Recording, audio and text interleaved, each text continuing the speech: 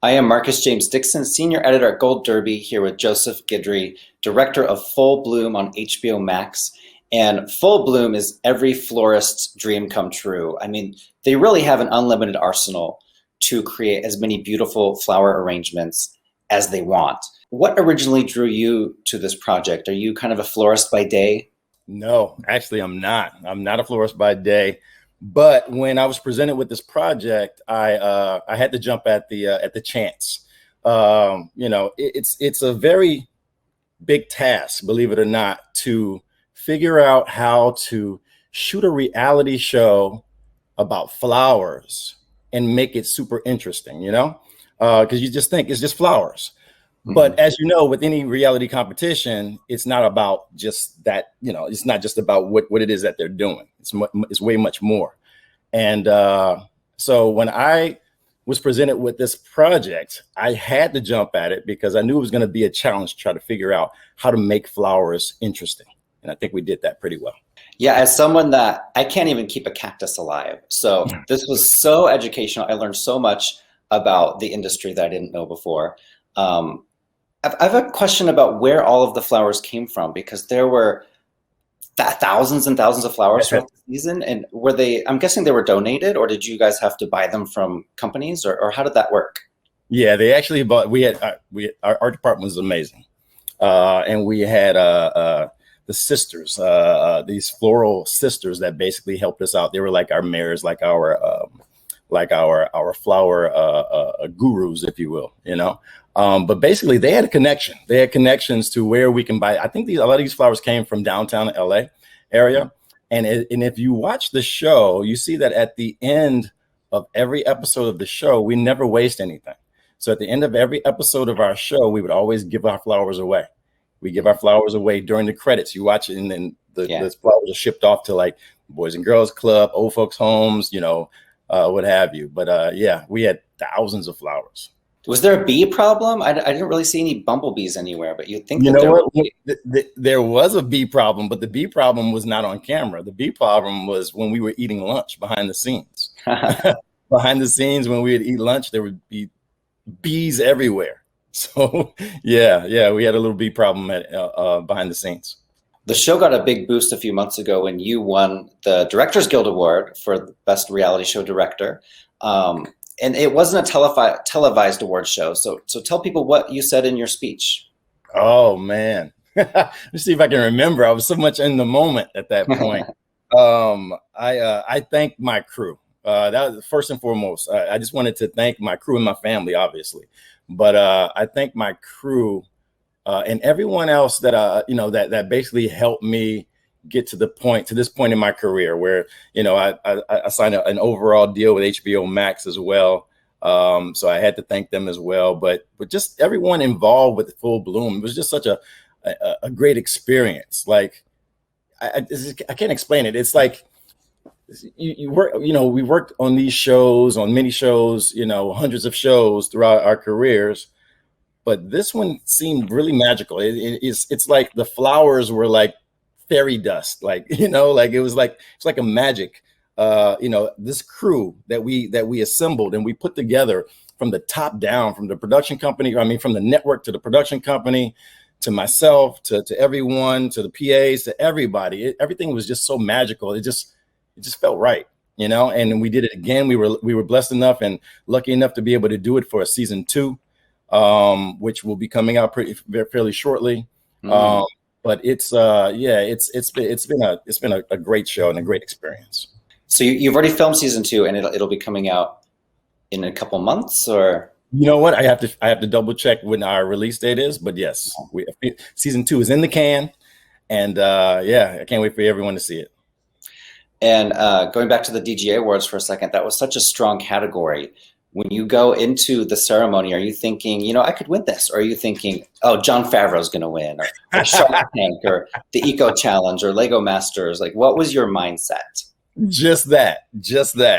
Jon Favreau. I'm like, oh, Jon Favreau, he's got this in the bag, We were up against some stiff competition, Rich Kim, who's a really good friend of mine, with Lego Masters, David Charles, with the Eco Challenge. Ken Fuchs with Shark Tank. I mean, man, we had some heavy hitters in that category. And but always in the back of my mind, you know, I'm not going to lie. In the back of my mind, I'm thinking our show is a little different. You know, it's just a little different. It's a reality show, right? But the time and the energy and the thought process, the formula that myself and my DP Sebastian Youngworth came up with, the way that we shot the show and everything, I thought that we had a chance, and it was right. The three judges they're so great. They have such great chemistry. Simon, Elizabeth, and Maurice. How did they become involved in this project? It's a long story. I think that was more of Eureka. That's Eureka. That's our production company. I have to give that to them, to Wes Denning and Paul and Chris over at Eureka. Those guys assembled this team together. I mean, Elizabeth is amazing. Maurice is amazing. I mean, Simon, all three of them were amazing. So I give the credit to our production company with assembling that super team, and that team and their chemistry and the way that they bounce off one another. Like that was lightning in a bottle, and that it's amazing. Yeah, those guys, I love those hosts. And some of these team challenges were just so epic in scope. I mean, like you mentioned earlier, it's a show about flowers, but you could do so much with flowers that I didn't even know possible. The Vincent van Gogh paintings in the first episode, those were enormous. They had to get on, the ladder contraption, I don't know what you call it, to get up to the top. And then there was the cars that they had to redesign, cars to show movement. And my favorite one was the wedding cake challenge, where they had these 10-foot wedding cakes. So I guess my question is, how do you, as the director, how do you plan something where the set is so enormous? Yeah. So when the sets, like you said, like the cake one is one of my favorites as well. The cars were amazing as well, to be able to show the burnouts and everything from the sky. So basically, my approach to showing these big scaled challenges is that's exactly what I'd like to do. I want to show the scale, and I want to show how big these things are. So my drone operators are very crucial.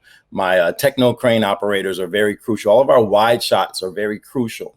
So I find myself pulling back to get wides a little more often than I usually would on any other show, because I want to show that grand scale. I want to show the scope, and I want to do justice for these for our competitors and our contestants, and showing their beautiful work.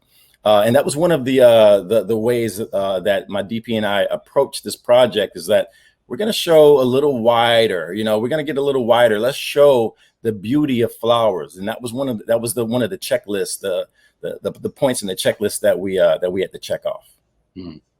And one of the most talked about moments was when Connor's teammate was eliminated, and he kind of threw himself on the towel and said, "Oh no, like, she should stay, I should go home." And the judges were like, "Nope, we made our decision." But that really was such an emotional moment. What is it like backstage, behind the camera, when you see something like that going? Were you just thinking, "Oh my gosh, this is gold. We love this moment"? Absolutely. That was the Connor and Kristen moment. That moment was huge for the episode. That moment was huge for the show. And Connor was, is just a genuine guy. He's a genuine guy. He didn't think that Kristen, deserved to go home. He fell on the sword for her. And all the time in the control room, we are just, everyone's just biting their nails. It was really a nail biter. So everyone in the control room is like, "Oh my goodness, this is reality TV gold right here." So we love that moment, and that was actually one of the moments that I selected, that we submitted, that won us the DGA Award. Oh, right, and that was the car episode. Right? It's the same episode. Yeah. Very good. As a director, do you get personally involved in who wins, or do you try to, have a distance from the competition aspect? Yeah, no, I stay away from that portion of it. And and so do the producers as well. I mean, there's only so much that you can do. This really is a real competition, and the judges are super involved. super involved. So, but I allow the judges and the producers to have their moment when it comes to that, and the judges will give their their feedback. But yeah, everything else is all me. Well, I was Team Connor from the very beginning, so I'm glad the judges, they did a good job in my eyes. Well, Yeah. last question, Joseph, what would it mean if the Emmys nominated the show in all of those, reality categories like competition and director, and what would that mean for you guys?